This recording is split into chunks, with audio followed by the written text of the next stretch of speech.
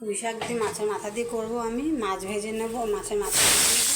আমি এই তেলে বেগুন মাছের মাথা ভাজা হয়ে তুলে নেব। একটা শুকনো লঙ্কা ফোড়ন দেবো, পাঁচ ফোড়ন দেবো, তেজপাতা দিয়ে দেবো একটা, আদা বাটা দেবো, সুন্দর আলুটা দিয়ে দেবো, পুঁই শাকটা দিয়ে দেবো,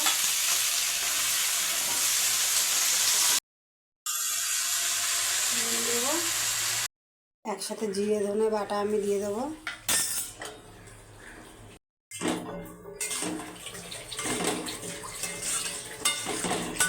কুচানো পেঁয়াজ ছিল, ঝাল লঙ্কা দেবো 1 চামচ,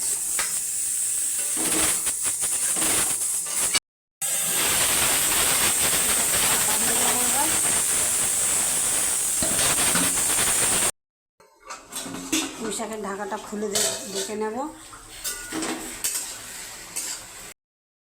মাছের মাথা, কুমড়ো আর বেগুনটা এবার দিয়ে দেবো। অল্প করে একটু চিনি দেবো।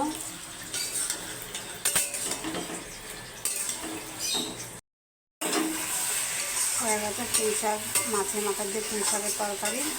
এবার নামিয়ে দেবো।